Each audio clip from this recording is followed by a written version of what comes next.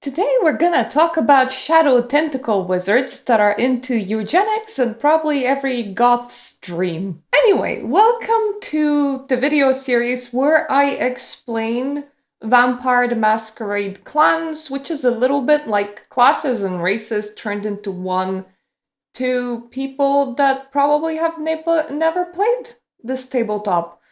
Or they have, and they just enjoy any content put out about this specific tabletop and they ran out of things to watch. In that case, hi.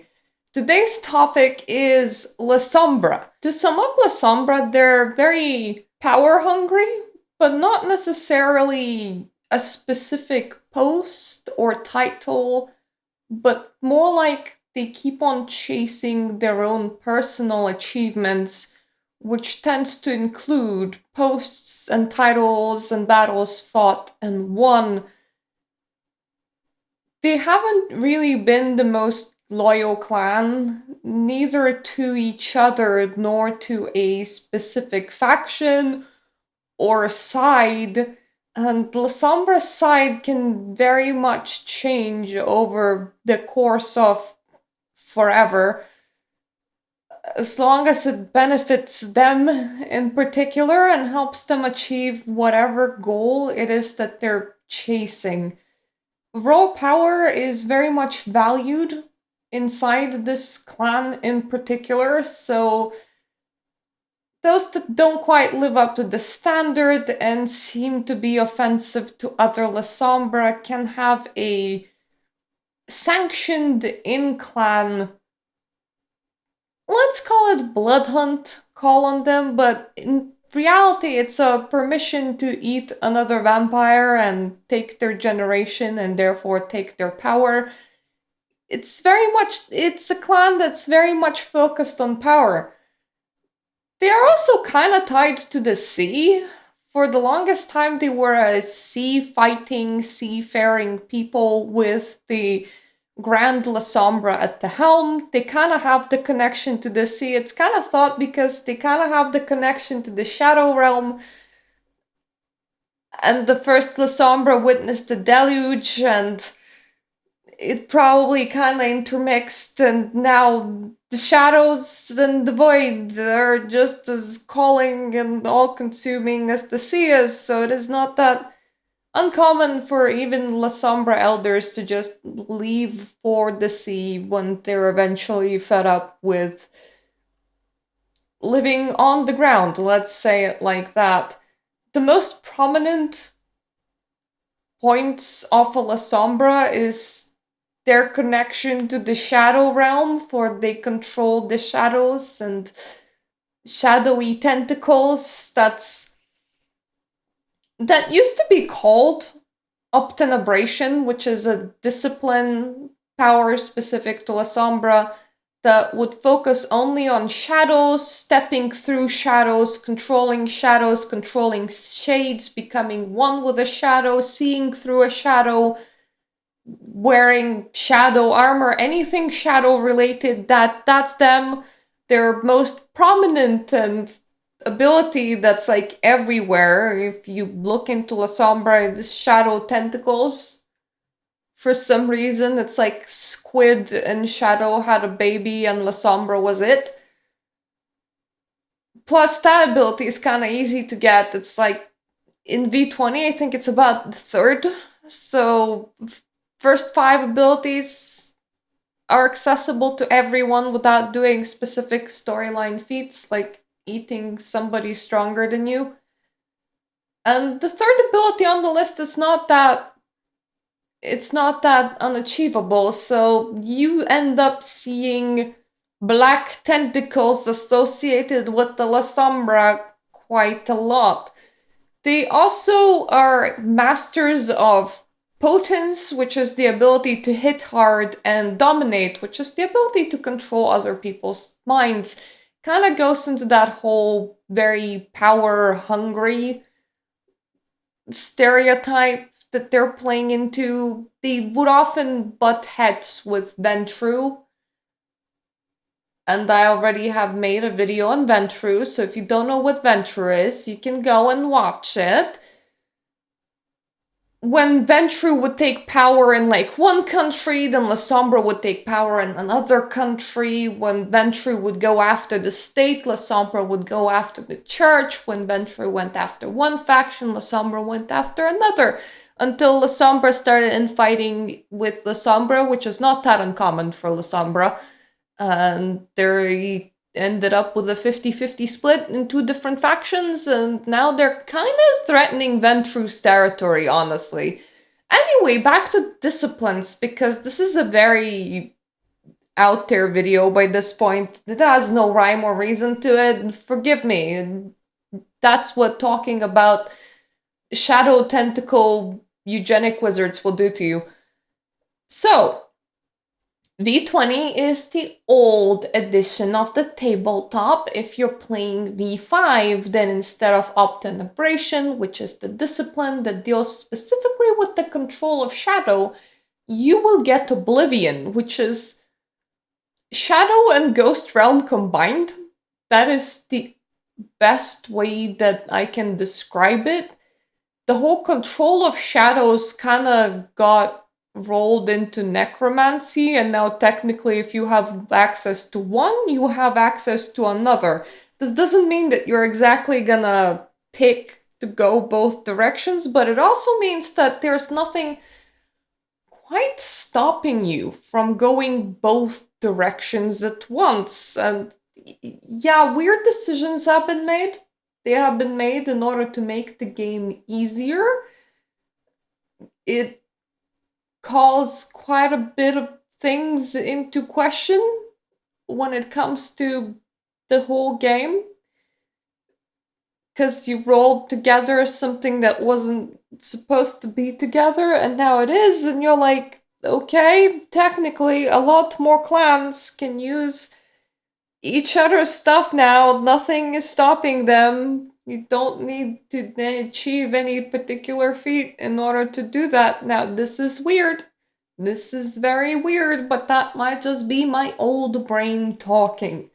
I will try to focus a lot more and kind of explain to you the history of shadow tentacle wizards that are unfairly into eugenics. So we had Lasombra Antediluvian. He was kind of running social experiments for himself among some tribes people. He very much picked and chose who he embraced. He kind of wanted people that can lead really well, but also would obey him, to be under him. He controlled quite a substantial fleet of very aggressive ships, and he settled in Sicily for quite a while, so imagine anything from ship-based mercenaries to pirates right now.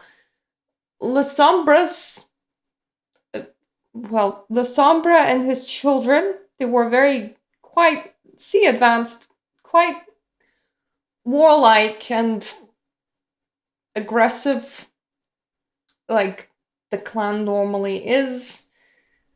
And that's how it went for a while. After a while, they started taking over the church. Ventru went after the state. Lasombra went after the church. And in fact, they weren't just involved with the church, they were also involved with, let's say, the mosque. they took over Catholics and Muslims kind of at about the same time, which ended up with the clan clashing between one another. That's not an uncommon situation for Lasombra. Furthermore, Lasombra were kind of the instigators when a whole bunch of clans rebelled against their sires. They were one of the few clans that kind of killed their sire first. They were kind of there for when the whole vampire world split from being more clan related into like more faction related, and majority of Lasombra took the Sabbat side, which is the more wild and unruly side that is very inhumane.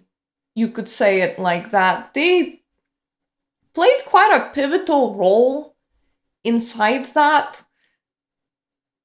They would often rule quite big parts of the Sabbat.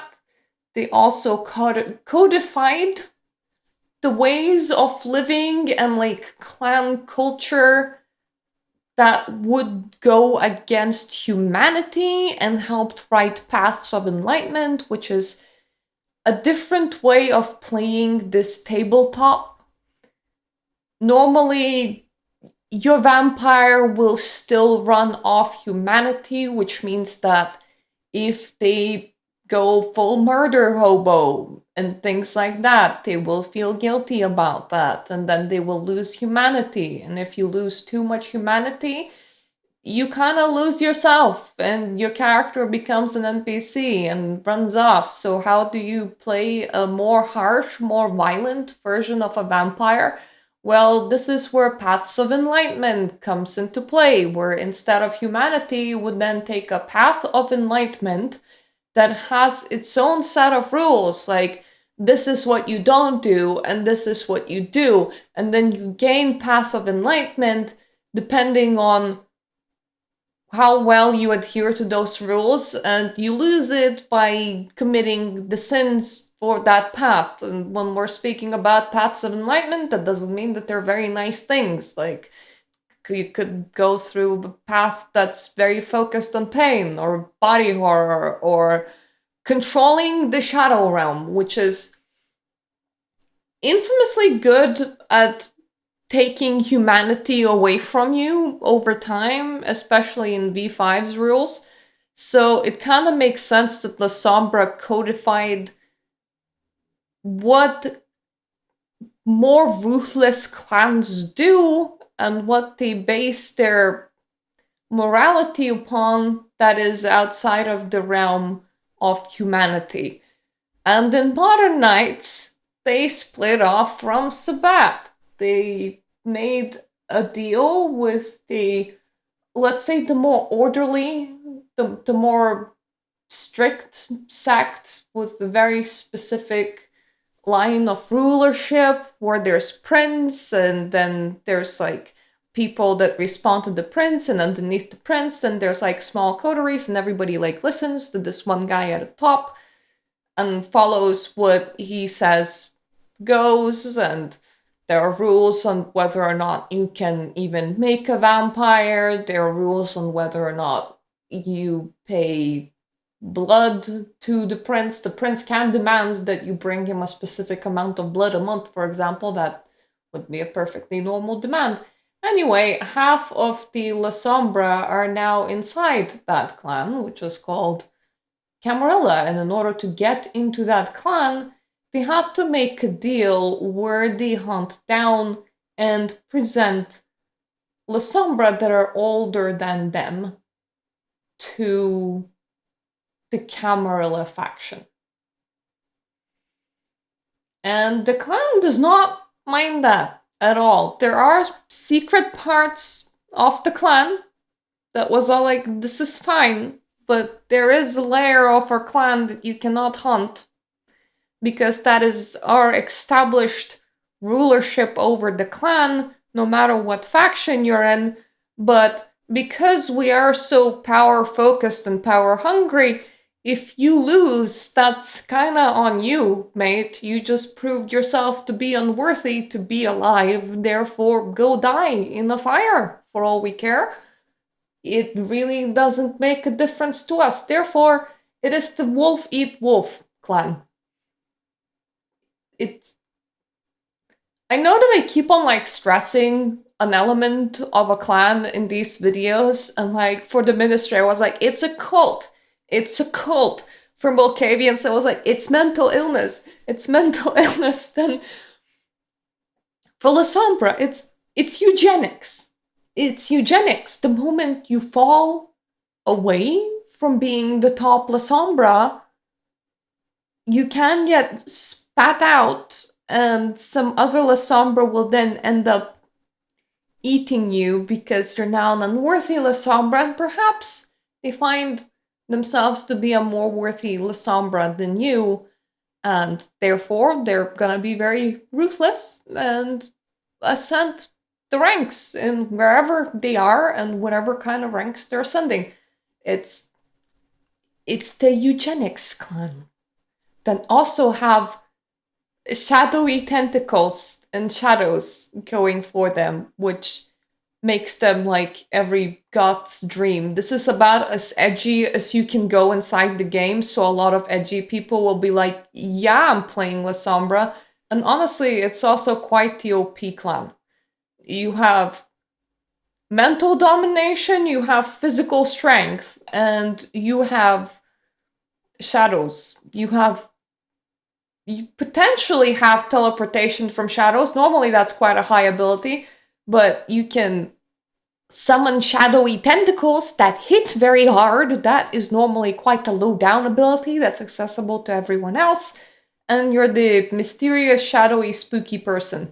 I haven't really talked about the drawbacks to the clan because every clan has drawbacks. It's normally their bane, something that is wrong with them and that applies to you as a player. So in V20, La Sombra don't cast any reflection. They also cannot be filmed, they cannot be photographed, they won't come out right, they will come out entirely distorted, they don't cast reflections inside bodies of water, inside polished metal, inside the mirror, inside anything. There is no way to see a La Sombra reflect back at themselves.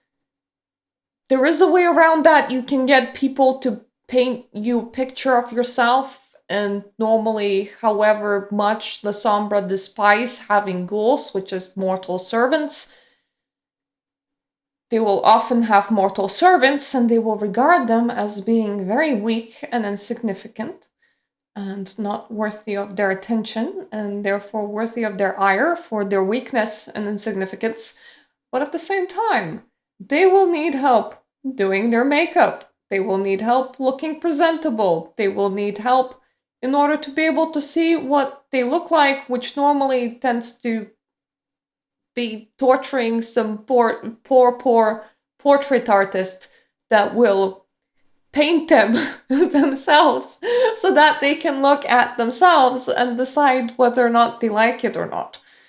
A higher up Lasombra would make themselves a portrait of themselves that's kind of grand every couple of years. That's perfectly normal. Now, if you instead get a Tzimitzi friend in order to sculpt somebody to look exactly like you so that you can admire your own image, that's kind of seen as going a bit too far, and that's not being elegant. And up higher up and belonging to high society, that's being quite crude and crass. So that's not super tolerated, but some La Sombra might stoop to that level of being able, in order to be able to see themselves. In general, they just torture portrait artists and get them to paint portraits. Now, in version 5 of the game, this bane has been extended. Not only can you not get photographed, recorded on camera, your voice cannot be captured on a microphone, or rather, you sorta can, but the picture that will have you in it will be distorted. The video of you will be distorted. The microphone recording of you will be distorted. You're very distorting. But at the same time, you can't use technology at all. Anything that requires touch controls, which would be like majority of phones, computers, they die. They can't take your touch. You're just an anomaly for technology. So another reason why Lasombra tend to take mortal servants is to do all of the technological bits that they cannot, like handle money through transfers and bank accounts. That's something that they cannot do. Drive them from place to place in an electronic car, because that is something that they cannot do. Handle phone calls on their behalf, handle video chats on their behalf, help them manage their empires, because while they can think up of a business and they can run it, you can't really run a business at Modern Knights completely in analog mode, which means completely with file and paper. You have to approach technology, and that is something Lasombra are entirely incapable of doing, just due to their bane. Now, version 5 of the game also included this mechanic of botching a roll. So you botch a roll or you bestial fail a roll when you cannot meet the successes required to pass a check. And on top of that, the dice that are dedicated to be your hunger dice, which tend to match how many dots in hunger your character has at a time, also come out as one. So you need to not pass a check, whatever that check is, and you also need to roll ones on one or more ones on very specific dice. That's when you botch a roll enough in order to trigger a compulsion. And for Lasombra, their compulsion is to become more and more ruthless until they succeed at whatever they're trying to do, including putting themselves in danger, including being very risky and brash about whatever they're trying to do. It is a success at any cost, and that is the attitude that they're gonna take if you fail to accomplish what you were trying to accomplish inside a scene, and you fail in a very specific way. I know that these videos tend to be very rambly. That's why I tend to link the Wikipedia page for the clan that I'm trying to describe in particular. So if you feel lost, go into the description down below and read everything about Lasombra. Outside of that, the only thing I failed to mention was, first of all, kind of different factions inside the Lasombra clan itself, which isn't super important to know, and it's more like what kind of internal ideals your character aligns with and what kind of behavior they kind of want to emulate, more or less. It's not actually like specific organized groups. The bigger overarching control of the clan that is happening behind the shadows wouldn't allow for very organized groups inside the clan, and those kind of very organized, rule-specific groups would just get shut down and eliminated. I'm not gonna touch upon all of them, but there's a list. You could be a Corsair, which is Lasombra that answers the call to the sea. Those are kind of common. You could be a Crusader, which is somebody that is for the faction Sabbat and carries a religious and military fever. You could be Faithful, which is somebody that is very much Catholic, or I suppose in a way very much Muslim, if that's still a thing. You could be a king or a queen of shadow, which is somebody that exerts a lot of influence and gathers resources inside mortal institutions. So you set yourself up like a big empire, a big corporation or whatever, and these type of Lasombra tend to stay further away from the faction of Sabbat and from other Lasombra, because they are actively trying to keep their humanity in order to be able to interact with humans to begin with. They're kind of inside the fray over there. They're kind of building their own mini empires and playing social Lego, I suppose. You could be a child of the Abyss that is only interested in following the traditions of Abyss mysticism and exploring obtenebration, which is now Oblivion, to its fullest. You can be a transhumanist, you can be a fatalist, you could be doomed, you can be a black angel, which is kind of Satanist, honestly. You cannot belong to any of that because in the end, all of that is a state of mind and not like a former organized institution. If it was like a formal organized institution, other Lasombras would shut it down. You cannot have those inside the clan of Lasombra. It is very much a wolf eat wolf world.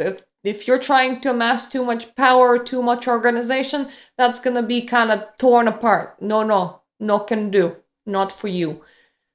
Outside of that, the only thing is Lasombra's spin offs, and there aren't a lot of those. There's one very specifically Muslim one, and there is one that is Lasombra Bloodline meets Bali. And Bali are something that I haven't discussed yet. They're infernalists and not like a good kind of infernalist. I know that for majority of people, good kind of infernalist will not make sense, but with my personal religious beliefs, it does, which has nothing to do with these videos. So anyway, Bali are kind of end of the world sort of infernalists, and La Sombra bloodline that meets Bali is Angelis Ater. They get Daimonian, which is a specifically demon based discipline, Obtenebration, which is your shadowy tentacles, and then a choice of potence, presence, or dominate. So either might with fists, which is potence, presence is the look at me ability, or dominate, which is the ability to control other people's minds. This Angelus Ater Lasombra slash Bali bloodline is very rare, very small, and they have actually been hunting infernalists, using infernalist logic back at them because they know how this works. And some of them have managed to ascend into like proper demonhood for hunting infernalists. So it's a bloodline that crosses into another very niche bloodline that doesn't get discussed almost at all by this point because it's not in V5 at all, that then can also cross over into another World of Darkness IP, which is demons. So they're because they're kind of a bit fluid and moving and very, very rare, and they just kind of fall away and don't get talked about almost at all anymore. Anyway, if you're confused about what a bloodline is, it is a offshoot from a clan or a clan too insignificant to be called a clan, aka we don't know why these people are like this, but this group exists and it's a very small one, or we had a bigger group which is a clan of the same kind of people, or in this case, the same kind of vampires, and then a tiny portion of them ended up being somewhat different enough from like the regular clan characteristics that we needed to separate them into their own little group, and they became a bloodline of said clan. That is how that system works. And that's about it when it comes to Lasombra. What do you think? I personally kind of like the shadow tentacle eugenists, but that might be because both tentacles and shadows would totally be my jam. But at the same time, I don't tend to play them because as a clan, it is a very strong clan. It's hard to make yourself a weak Lasombra. After all, it's the wolf eats wolf world, so it kind of makes sense that they're that powerful. But from a gameplay perspective, when you're playing something, it's fairly rare for you to want to play something that you yourself could identify as being OP for the sake of playing something that is OP, because that removes the difficulty and that removes the fun. But that's what I think that is not necessarily indicative of what other people think. If you want, you can listen to other videos inside these series, especially if you had heard word, heard words that you found to be confusing. Chances are I explained them somewhere else. I have been re-repeating some information quite a lot, so you definitely can find videos where you can hear me talk about that, especially if you're confused about other clans, just like what is a venture, what are Lasombra fighting with? Because I did make a video on what is a venture. Other than that, please feel free to check out the rest of this channel. Sometimes I speak spirituality, including my very funky and weird spirituality.